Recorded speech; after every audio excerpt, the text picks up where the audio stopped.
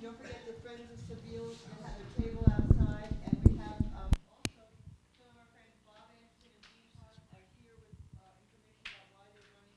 Bob's running for Senate, and Dean Hart's for the House of Representatives. So please pay attention if you're able to stay outside as we discuss. We have a microphone to pass around. I want to thank you for that powerful talk. Here.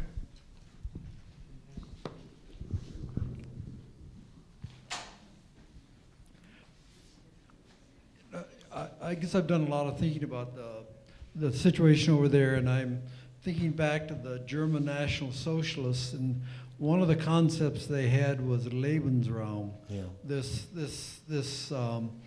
German entitlement to expand their property, and the Germans obviously had concentration camps, and it feels like the Zionists are in some ways copying a lot of the techniques and the philosophy of the Germans from the 30s and 40s. And is that a reasonable model to think of what the Zionists are doing, or is there a better model to think about? Well, obviously, ooh, that's powerful.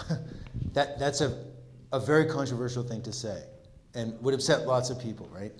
So there's a lot of ways you can think about that. I mean, the Holocaust was one of the greatest disasters that ever befell any people, right?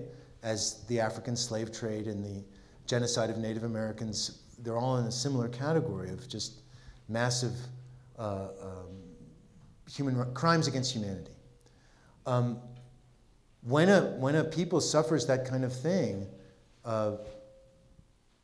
well, we can say, you know, if someone gets beaten up, that doesn't make them into an angel, right?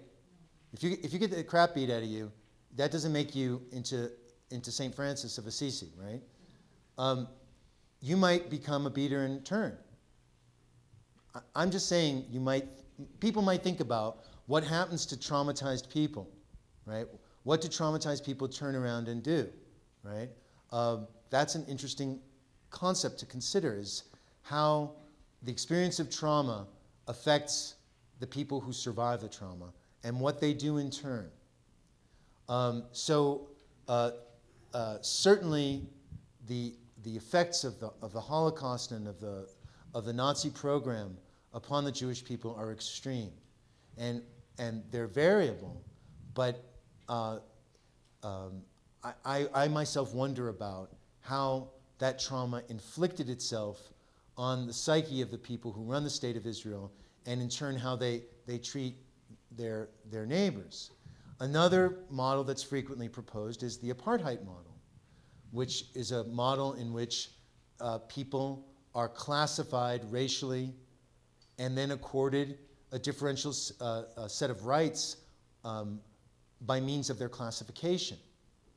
My intention in charting the different kinds of populations within 48 in municipal Jerusalem, area A and B, and then area C, and then Gaza, is to show a highly stratified population which is accorded a differential series of rights according to their classification. Is that apartheid? To me, it's not as important to label it as to understand it. But have people called that apartheid? Of course they have. And they've talked about license plate apartheid, right? Like what I talked to you about. So given the highly volatile nature of this conflict, I don't want to, myself personally, and I don't make recommendations for other people, want to inject a further volatile sort of note and say, well, the Zionists are just like Nazis. I think that's just probably, unless you already think that, it's just going to upset people.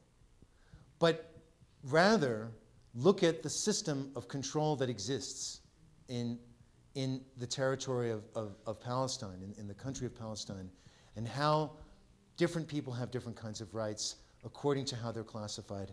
And we can call it a lot of different things, right? But it's the facts that we need to understand. So that's my response to your question. Does that respond adequately? Yeah, I don't like that analogy that I made. Okay. It's a real It's extremely painful. So, I wanted to thank you for your presentation. It wasn't what I expected, because I expected to come here to learn about Israeli-Palestinian peace process, and instead you've presented a lot of facts, and some are heart-wrenching with very little context. Okay. And so for me, I imagine that your facts are largely true. There's always going to be debate of facts. I don't know what facts have not been presented, and so your presentation, useless. Thank you very much. It's useless because why? Because you give so little context to your facts. What is the context you're searching? We have no, is there a wall because people are just nasty, or is there a wall because there were attacks that they want to defend against? It's another question, what's the best way to deal in that situation? But listening to you, there's just a wall here. I guess they're just mean. There's no reason, I have no context at all. Well, let me ask you, is there any way that you could justify building such a wall? You have to give me context. I'm not an expert. Okay. And I came here to learn something, but how can I learn from you? There's nothing to learn from you.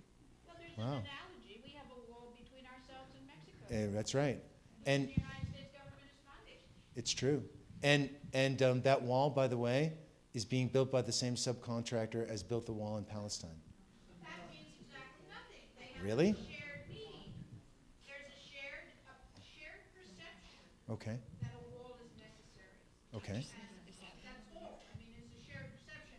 You can say whatever you want. But I wanted to ask you on the apartheid analogy, why don't you explain to people what is the Muslim concept of dhimmi, dhimmiut? Why is that? Yeah, I know what it is. Why don't you explain it? But why is that important? Because it's a way of classifying people. Correct. Implying that only Israelis or only Americans at one time, or, well, throughout human history, people classify.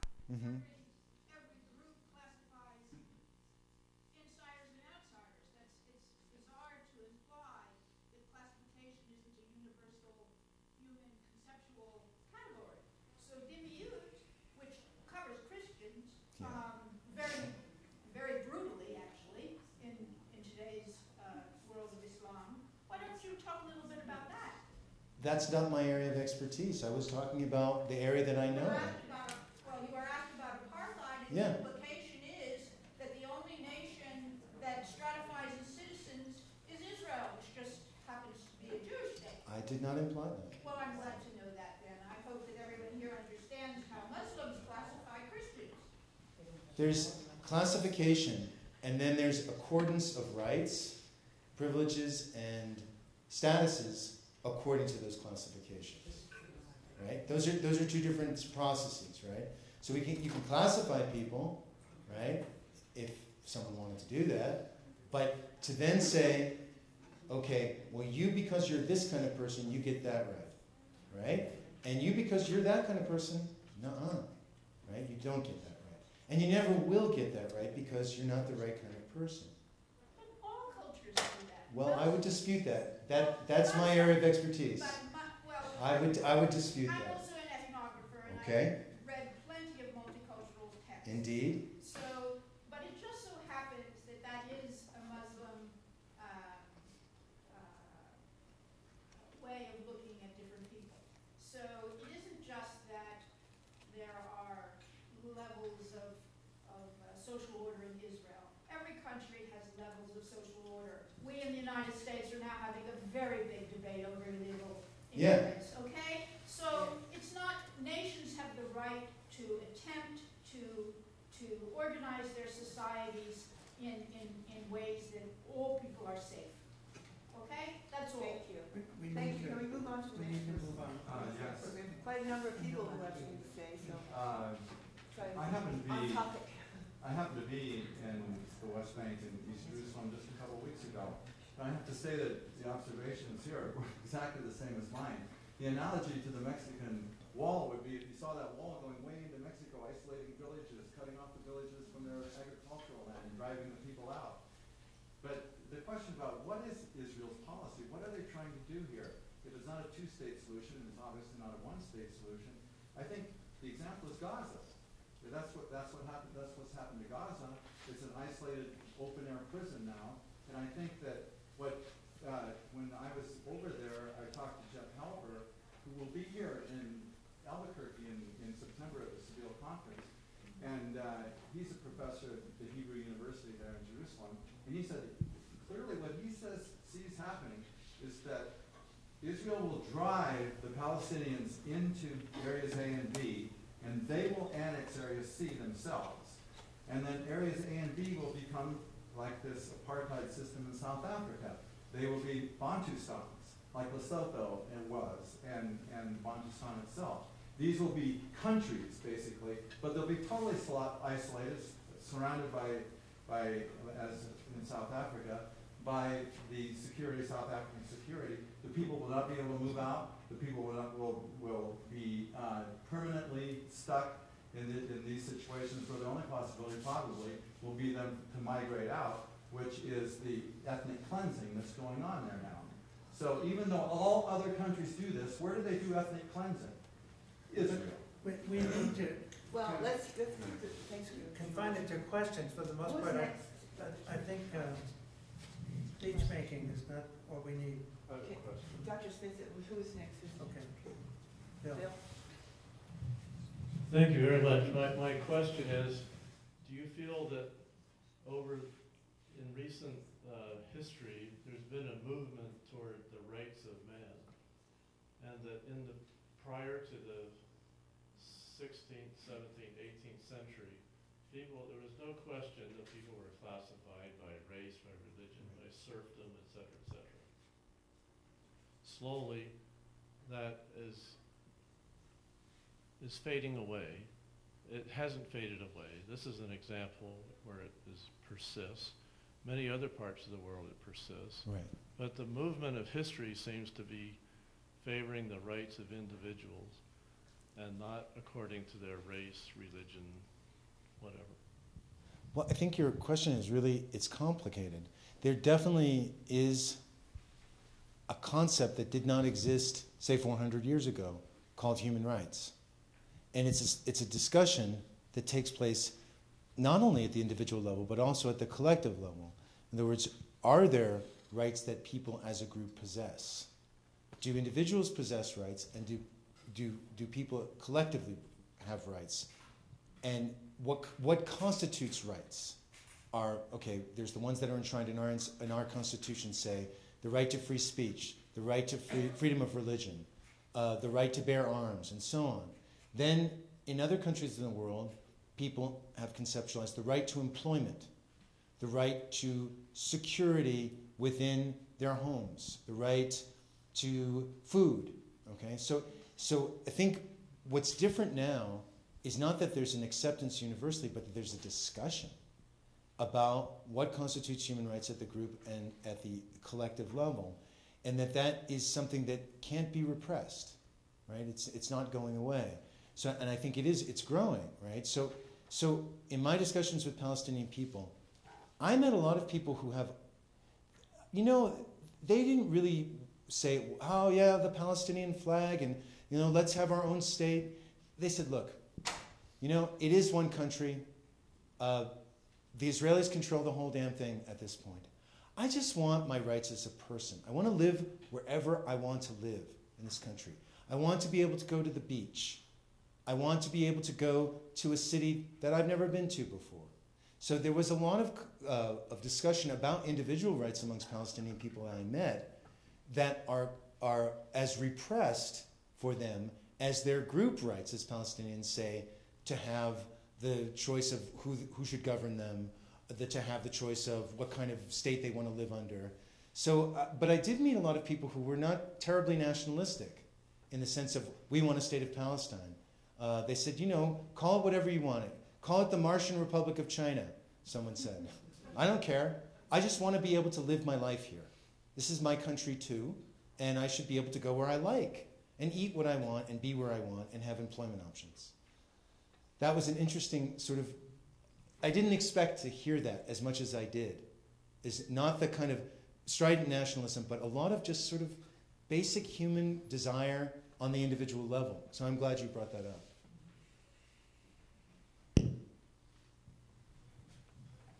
While she's taking the microphone along, Yeah. I want to throw in a question.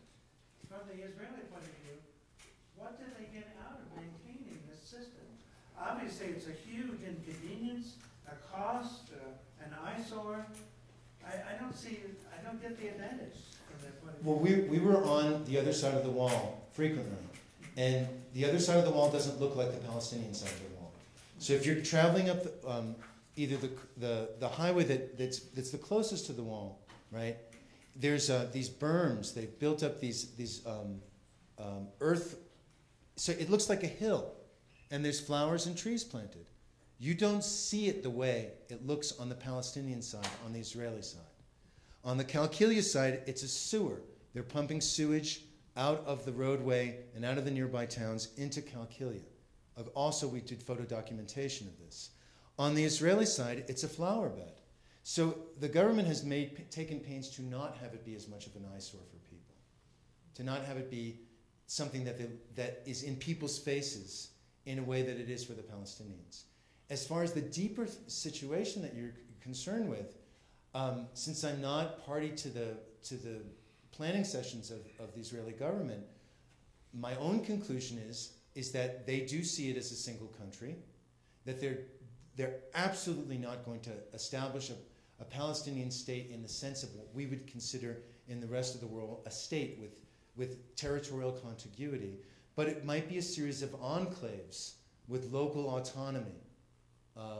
Some people call them Bantustans, but a series of sort of cantons, say in the northern West Bank and the southern West Bank, entirely surrounded by Israel, with access in and out completely controlled by Israeli military and security apparatus, and within those enclaves, a very limited life.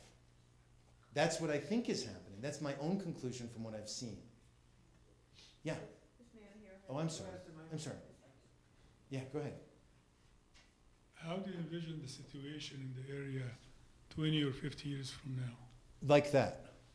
Like that. So I think a lot of Palestinian people, from an individual perspective, are going to leave, even though that's terrible for them. They hate that idea. A lot of people have family elsewhere because of the previous refugee migrations. That will happen. And then within the territory of Palestine, within that place, I think there will be a graded series of graded strata of classificatory groups with various kinds of rights. So the people within 48 Israel will continue to have more rights than, say, the people who live in Nablus, right? The settlements will continue to expand. They will continue to expand. There's no sign of any let-up in the settlement building or of any growth in their population. They continue to grow. Every time there's what would appear to be some sort of concession to the concept of legality, like Palestinian land was seized to make that neighborhood of Ulpana. All right, we've got to get those people out of there, maybe 5 buildings worth of people. That's simultaneous with an expansion of 5 other settlements. So the amount of land that will stay within even putative Palestinian hands will be about, in the West Bank, 9%, I would say, of the total territory of the state of the land of Palestine. And so different rights for different grades of people. That kind of system. That's what I envision in 20 to 50 years. Excuse me? That's very unfortunate. It's frightening to me. It's frightening to me. You know, yes, classifications exist everywhere in the world. And I personally think that to bring up another injustice, to say, well, look at what the Chinese are doing in Tibet, is a diversionary tactic from looking at a single case. And scholarship looks at single cases and at what happens in those single cases. It doesn't justify what happens in Tibet. It doesn't justify what happens in Palestine.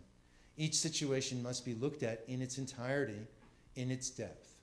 And so bringing up a case that from another place, to me, it's specious reasoning. It doesn't work to try and understand a particular situation. Oh, my London magazine just sent out last month something that was very new to me about where things are stored in the brain. And there's certain parts of the brain where you can store ideas that are very plastic and they are mutable. And then there are other parts of the brain where little change can take place. And what I got out of it, they're trying to look at history through a neurological, sociological, biological lens. And so, for example, the example they gave was about homosexuality. I mean, there's certain people who are just adamantly against it. Right. And they say that this is stored in a part of the brain that is really not very accessible. It's not very plastic. Whereas you have other parts of the brain and people will change their ideas about homosexuality because it's stored in a different part. So they're coming from it from a neurological point of view, which I think earlier when you said this man in the orange shirt, I don't know your name, sir, that we shouldn't look at things psychologically, but the way I looked at it, the gentleman again in the orange shirt was is it Stockholm Syndrome, where you identify with your captors? Yeah. So I do think that it might be helpful to look at it from a psychological point of view. I agree with you. And I think because in the 21st century, we have a galaxy of traumatized peoples all around the world. So if we're looking in any situation, any specific situation anywhere, on either side of an issue, we have people who have experienced trauma.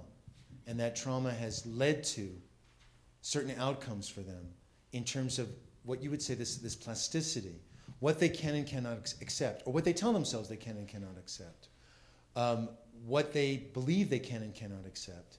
And what do we do with that? I'm not sure because I'm not a psychologist, but I have talked to people who deal with the world of traumatized people, and apparently there are therapeutic means by which people can move from those areas that they appear to feel within themselves and as legitimized by the people around them or maybe the society as a whole that they cannot change. So that would be a really hopeful thing. That's why one of the things I think an interesting way to slice this situation is to think about the situation rather than two-state solution, one-state solution as a human rights situation, going back to your question. And do not all people who live in a territory, should they not be able to claim a similar set of human rights? You're talking about reframing it. To reframe it. And if that's true, if we say, okay, they're different from those people different from that people, what are the conditions around which we need to discuss this issue such that there is a broader acceptance of the concept of human rights for the largest number of people, right? So if you reframe it, right. perhaps put it in another part of the brain. Yeah. Yeah. And so it's not just, you're my enemy and you're not my enemy, and we have to meet and have a peace talk around that about how are we going to solve a conflict between two enemies, but we reframe it as a human rights issue. That to me is a very interesting question. I think that's a very interesting question. Sue. Les, something I really appreciate about you is I appreciate how careful and precise your language is. Thank you. And then the other thing I wanted to ask you is, was there a time in your life that you can imagine yourself coming to a lecture like this and feeling very defensive about Israel and thinking that it was one-sided and not hearing it? Yeah. Was there a point in your life that that's how you would have responded to your own talk today? Sue, and are you going to out me? Are you outing me? Well, it is I think Pride you're outing Day. me. Yeah. No, but I mean, and if so, Yeah. what was it that changed you? Okay. All right. So since you aren't doing this and outing me, I was raised in an ultra-Zionist family by Holocaust survivors. My father was a refugee from Hungary. In 1939, all of his family went to Auschwitz. My mother's family were refugees from Belarus. They left after the First World War. So I was raised in a family in which at the table always there was my brother and me and Israel, always. There was a tzedakah box, always. So I was certainly, and I went to Israel as a 13-year-old, okay, for my bar mitzvah, and in 1970. So that tells you how old I am. What changed things? Well, first of all, Israeli foreign policy. That was the first sort of kind of way that I began to question what I had been taught and grown up with. Because I grew up in New York City till I was 10 years old, and we went to Hebrew school, and we were being trained to do Aliyah. We were going to go to Israel, and you're supposed to do that, right? You were learning Hebrew not just to learn for your prayers, but because the purpose was, if you want to emigrate to Israel, that's an option for you, right? And our teachers were Israelis and so on. So, yeah, I had the whole thing. I went to Nicaragua in the year 1980, 6 months after the Sandinista revolution. Israel was the last country to sell weapons to Somoza, the dictator. And I can't really talk about this moment because I will have some emotional response. But something happened where I was able to see bomb casings with Hebrew lettering in a hospital. That there was an event that occurred. And it was the beginning of the change for me. And then I started to look at the relationship between Israel and South Africa in terms of foreign policy. I started to look at the relationship between Israel and the generals in Argentina and the other military dictatorships in South America, which is where my specialization is. And in 1982, when I lived in Nicaragua, Ariel Sharon toured the Contra camps on the Honduran side, selling weapons. So you can check all of these things if you like. So my first initial critique of Israel was around Israeli foreign policy.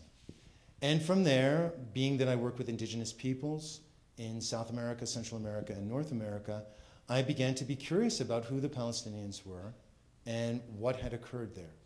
And it was a very long process, an extremely long process. And I don't even think the process was fully completed of deprogramming the deep-seated nature in which Zionism was affiliated with my feelings about my grandmother and my mother. And I mean, it's a very, very, very strong ideology. It's stronger than communism, I think. Even for the people, you know what a red diaper baby is? People who grew up with communism, like their parents were Commie Party members, and they just grew up with it. Zionism is stronger than that. It reaches stronger into the tendrils of your family identity, your very way you place yourself in the world. And I don't think I really understood that in the deepest, deepest, deepest parts of me until I went back there 41 years later. So, and how they had worked what they did with me, you know, as a child when I went there. And, you know, when you're a child and you arrive on an airplane and the captain gets off, you know, comes out of his cabin and says, "You're home now, you are home." And you're 13. It's strong. It's a very strong experience. And so I have done a lot of work around that myself, speaking about psychology and how it shapes your worldview. So you've outed me. I'm now. But wouldn't you say Yes. that Zionism actually begins with the Old Testament? And the point being? Well, I mean, if we're talking about the strength of Zionism as an ideology, Okay. wouldn't you say that it begins with the Old Testament, when God gives Israel to the Hebrew people? Can we wait we have two people who've been Well, waiting yeah. first. And we have this lady here and this gentleman here who's waiting, and then we get around to that. Thank you. Yeah. Right.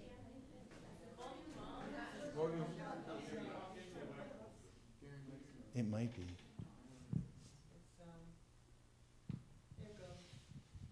Okay, I was bringing up the question of international law. Okay. Okay, I was bringing up the question of international law Okay. And according to international law, as I understand it, Yes. an occupying country is not supposed to settle their citizens into the land that is occupied. That's correct. Now, all these settlements seem to be the big problem that exists right now of two states. So does Israel not know about international law? Well, I think the other woman in the audience, she just brought up the Old Testament. I think basically a lot of the settlements are populated by people who do not think that international law applies to them because they're operating under the mandate of deity.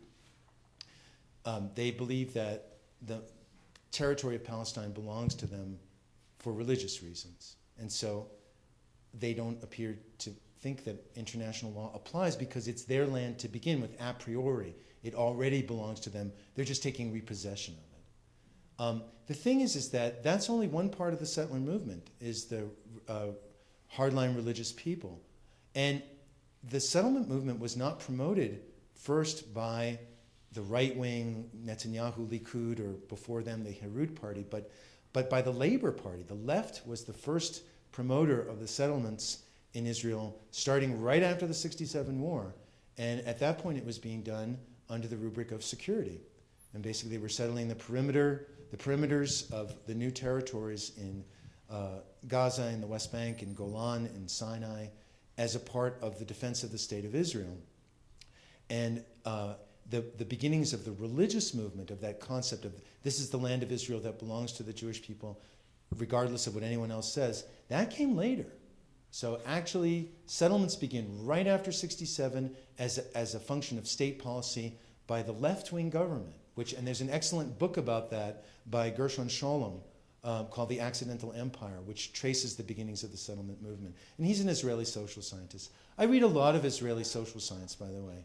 I read a lot of Palestinian social science, but there's some really excellent historians, anthropologists, and sociologists writing from a variety of different Israeli universities and doing great work. Yeah? This is really complicated because I tend to see the world historically, not in state. Yeah. I tend to see the world in process, not as a fixed item. Okay.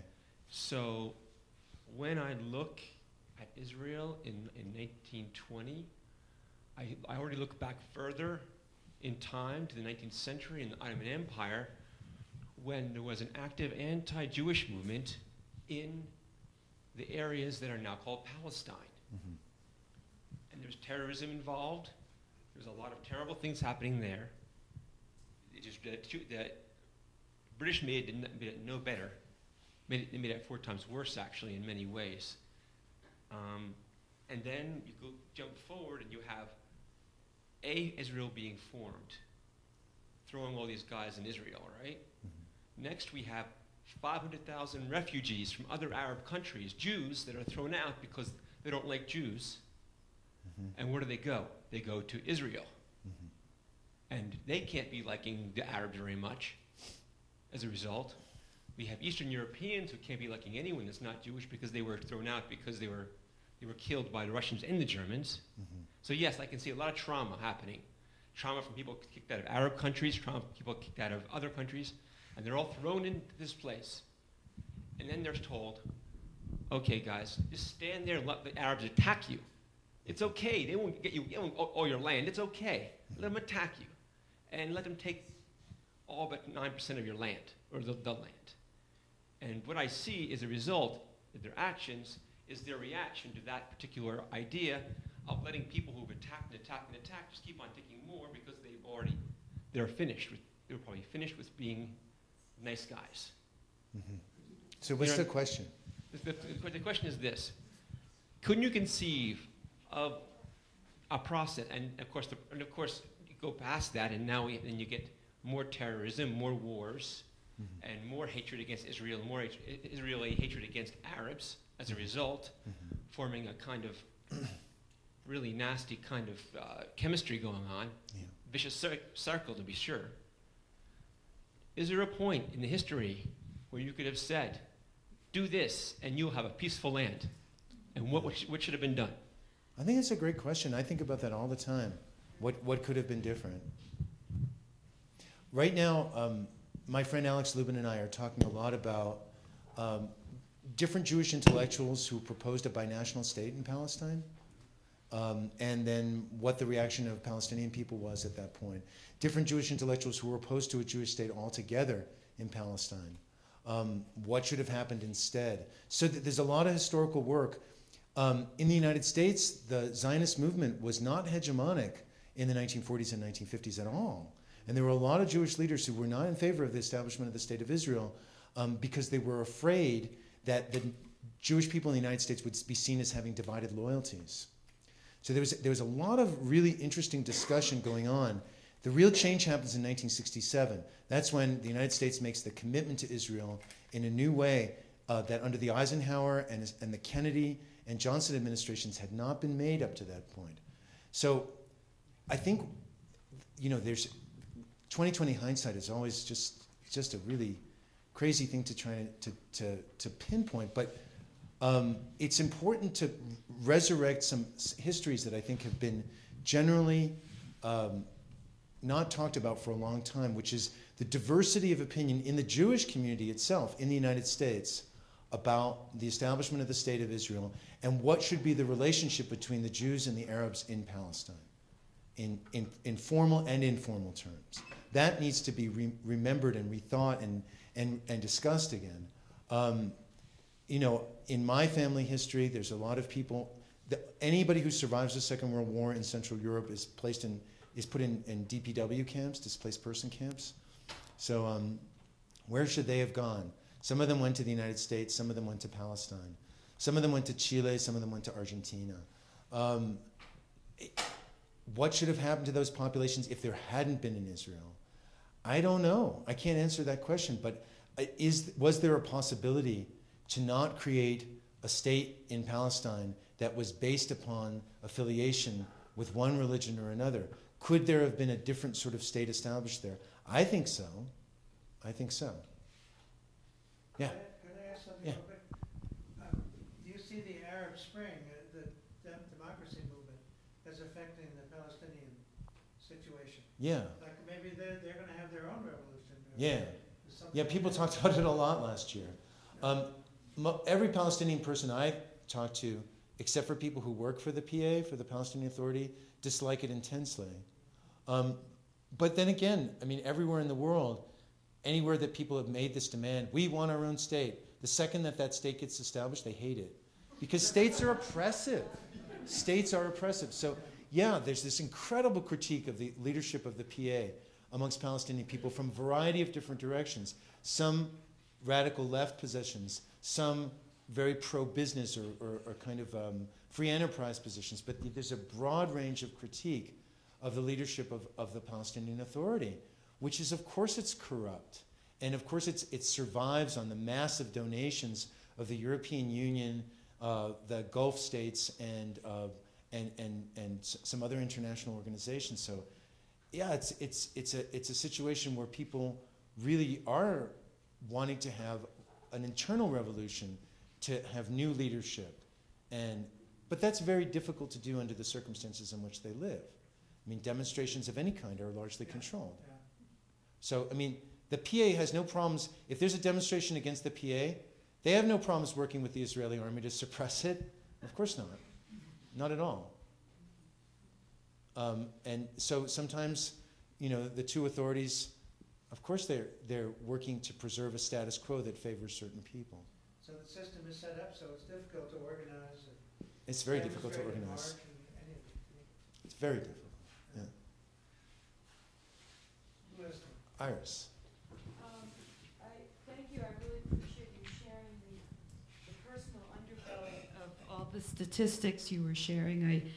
I know I've heard that story before, and I know it's very personal and very moving. I appreciate that. And my question is this. I've recently come across a pamphlet written by this man, I forget his name, and he's a professional Israeli radical Zionist. And he says that the Jews are divided into two groups of people, those that went into the diaspora and those that never left the land of Canaan, whatever you want to call it. And he is proposing that the Palestinians are actually the ancestors of the original Hebrews who never left the land. And all we have to do is to bring them back into the fold if they so choose. And Judaism does not allow for forced conversion, and so if they don't want to convert, they wouldn't have to. Now, I've heard this argument from Shlomo Sand, who's an Israeli historian. I've heard it from historians. This is from an Israeli Zionist, so this is the first time that I've heard it from a Zionist, and he did refer to an ancient synagogue in Susia, which is a little Palestinian village outside of Hebron, that the people in Susia have been guarding and taking care of an ancient synagogue for hundreds of years. Susia is now under threat, being surrounded by Israeli soldiers and threat of demolition of the entire village. Now, the people in Susia, either A, they are actually ancestors of original Hebrews, or B, they are so respectful of this ancient synagogue that they've guarded it for hundreds of years. And so while I definitely prefer framing this as a human rights type of an issue, if you're Jewish and it's really important to see Israel as a Jewish state, what about the idea of considering the possibility of Palestinians as, not all of them, but a lot of them as ancestors of the original Hebrew tribe?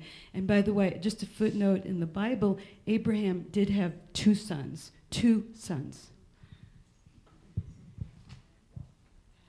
Iris, I don't know what to do with that. But you know that. No, I just want to, I mean, cool, that'd be great. You have to be careful. Remember that King Herod was an Edomite, right? And the Edomites were converts to Judaism. He wasn't necessarily the friendliest person in the world. My 97-year-old mother embraced the idea. After 45 years of conversation, she embraced that idea. Well, when I have talked about all kinds of wild and footloose and fancy-free ideas with Palestinians, they always remind me that, like the British, they're kind of Heinz 57, that everybody who's been in Palestine left people, and when you travel around, the Palestinian people in different areas look differently. Like the coastal people are dark, and Gaza people, you can tell that there's been a long-term presence of African people there. Whereas in the Galilee, remember that the Normans were there, the Crusaders. You find a lot of red-haired people, a lot of green-eyed people. In Nablus, people look a bit different than they do down in Hebron. So Palestinian people are a rich diversity of genetics, just like the Jewish people are, right? So I'm always uncomfortable with any idea of purity. That seems to me to go back to kind of National Socialism or something. Yeah. Yeah. I have a practical question. Sorry, I'll wait with my practical question. Okay. Thank you. Well, I appreciate your giving us all these various statistics and bringing the Palestinian viewpoint into this sort of thing and showing what's happening on their side of the issue. But my question, however, is this. If we look at the Quran, what it says in there, that in the Quran, that you will not make friends of Jews and Christians, that's written right in the Quran. Mm-hmm. So my question is it going to be possible for like this lady to have them convert over to us as long as we have this sort of this kind of a mentality?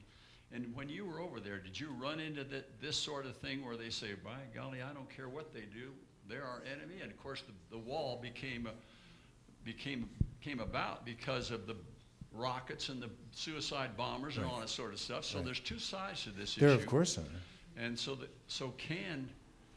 how is it possible to get those two kinds of people together under the circumstances if they continue to follow that sort of Well, look, rationale? I am not even like 1/1,000,000th of a Quranic scholar. Like, not. I don't know the Quran for nothing, okay? Okay. I know the Old Testament really well. I grew up a good Jewish boy. And there's a lot of things in there that you have to wonder what does it have to do with today's reality? I mean, a lot. And if people were to follow those rules, you're not supposed to mix fabrics. You're not supposed to mix linen and wool. And if you do, you can be stoned for this, And the rules about diet are not don't eat pork. It's a much more elaborate sort of set of rules than that. The kosher rules are a whole system for dividing the universe into edible and non-edible things on the basis of some criteria. It's not just don't eat pork. It's not like that at all.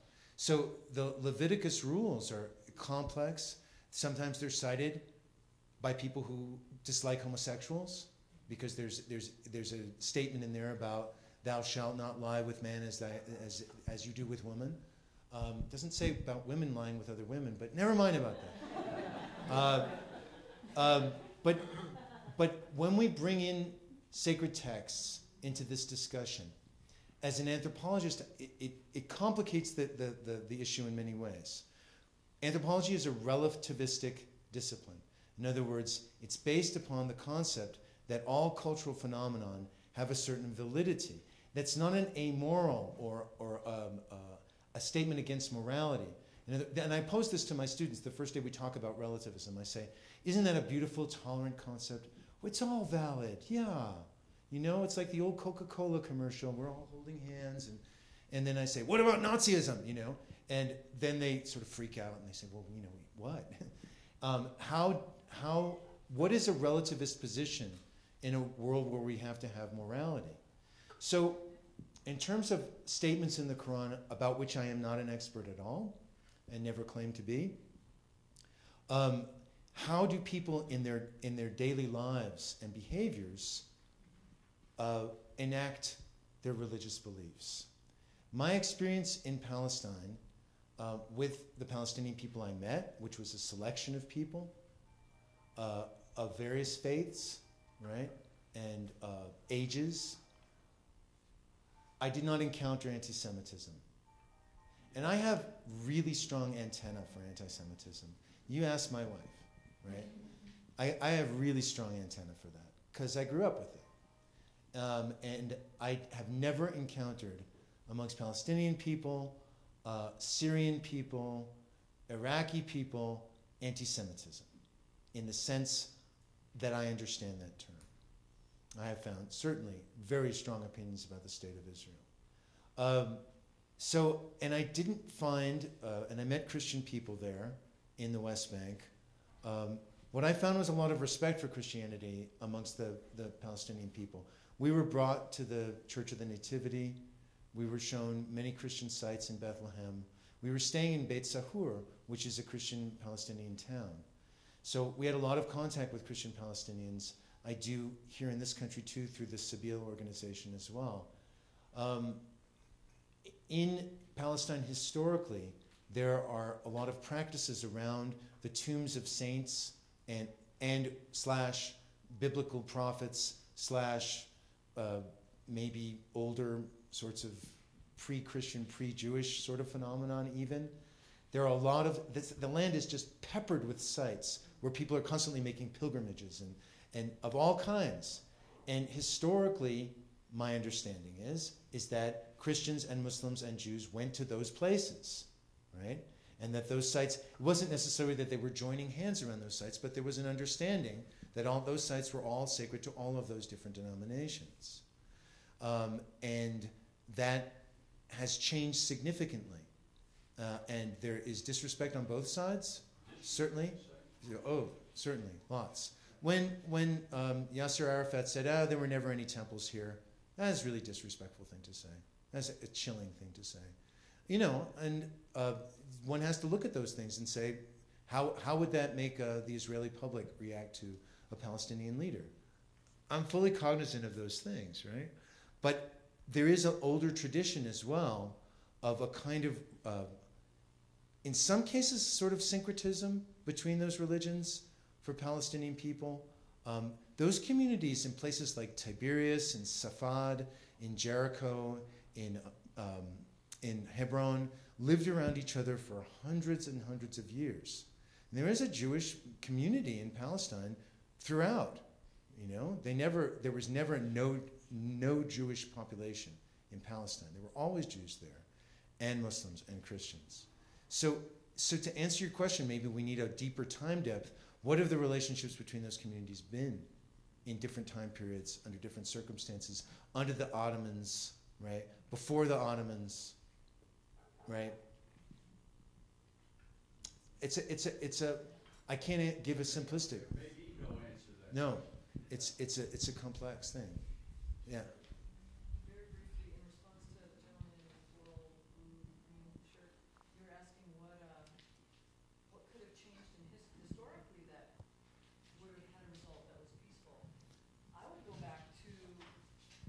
would go back to European Christians being so anti-Semitic. If they hadn't been, Jewish culture could have thrived in Europe more than it did, and they wouldn't have had to create a safe haven in Israel. That's all.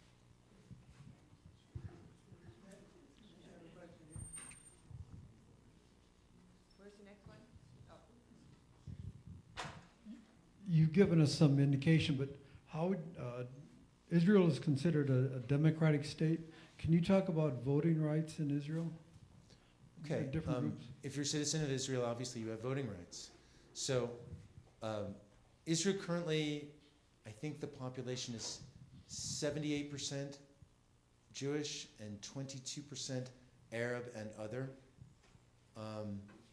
So all the citizens of the state of Israel, which would be the people within the 1967 boundaries and the annexed boundaries of municipal Jerusalem and of Golan, get to vote.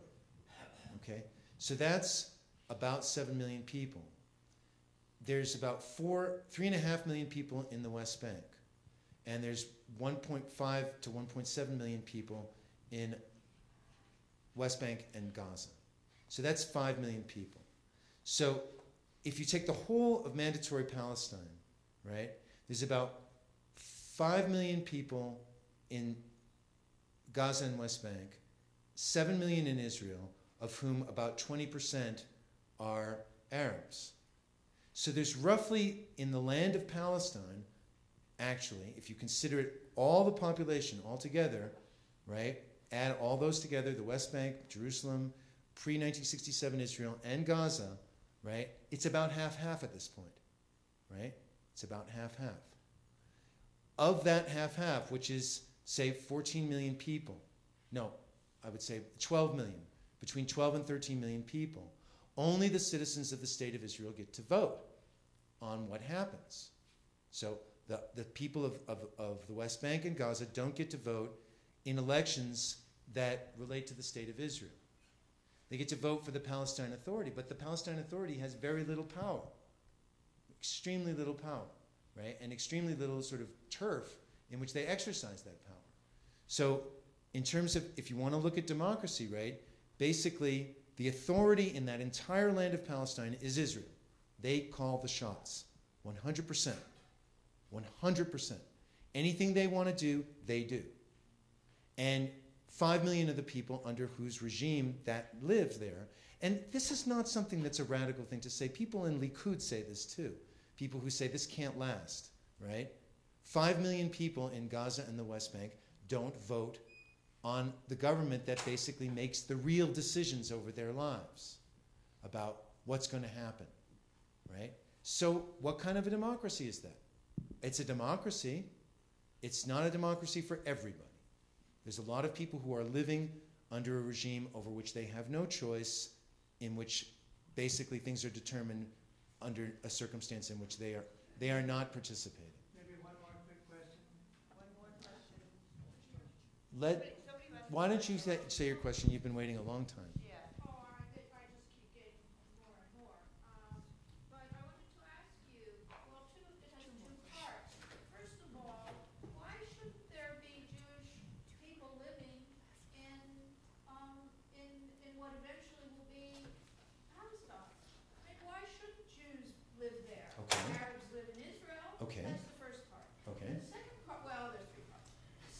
The second part is that Arab people, Palestinian people, Muslims from Israel, do work and live in surrounding countries the same way that people come to the United States, immigrants, and they come here, and then there are criteria for them to become citizens of the United States.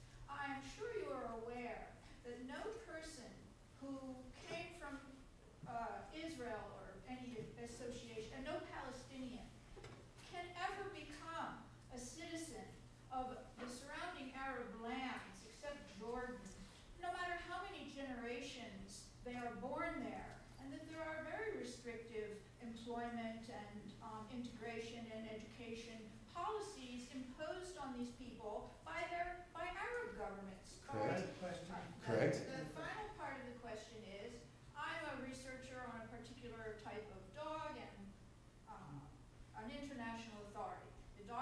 associated with migratory Bedouin people, and of course the domain is the Arab world.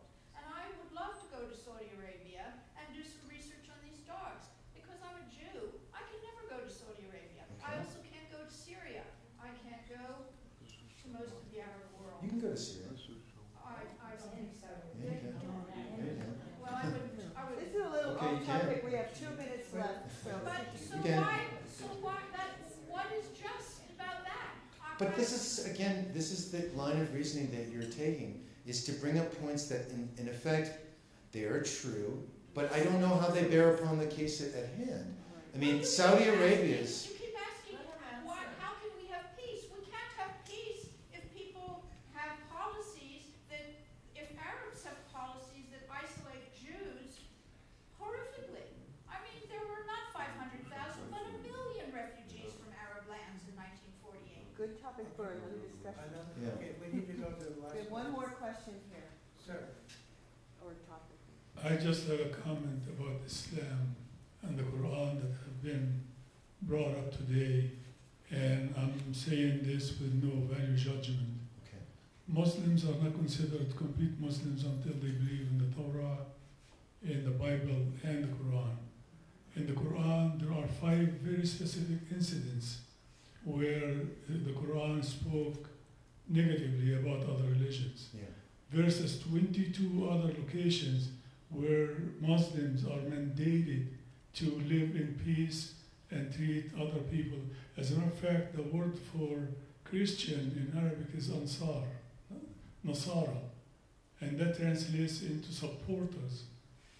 When Muhammad had migrated from Mecca to Medina, the first people that allowed him in and took him in, they were called Nasara, and at the time they were non-Muslims. Yeah. Thank you. No, thank you. Okay, and I have 2 things I want to say. First of all, thank Dr. Field for such a time.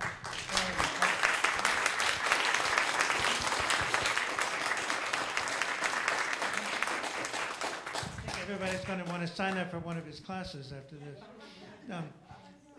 And the final thing is, there may be other announcements too, but I'd like to urge some of you to join the United Nations Association.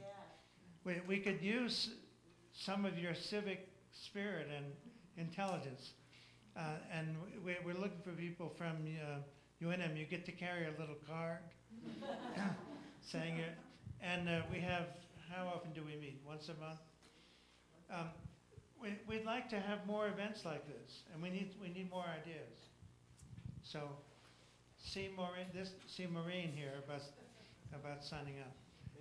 Did I leave anything out? Yeah, we have 2 announcements here then. George is going to make an announcement. Yes.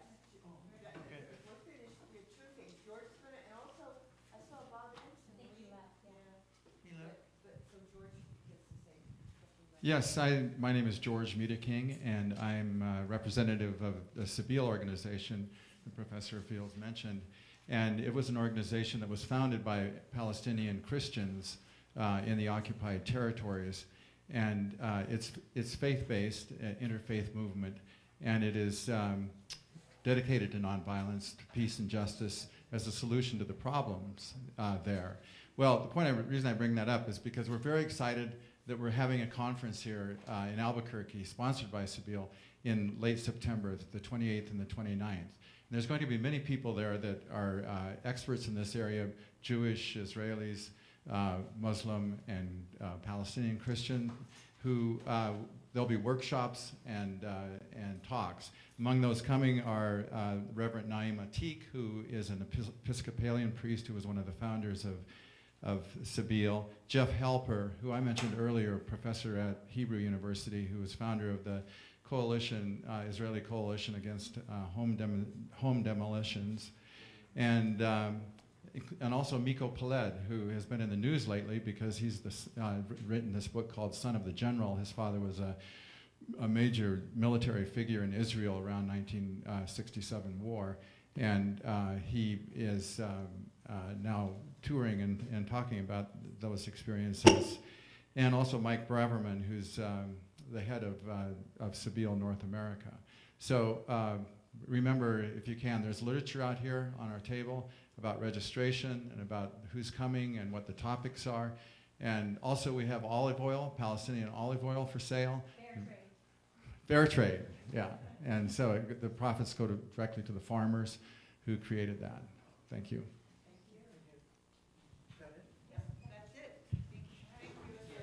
Thank you again, Dr. Field.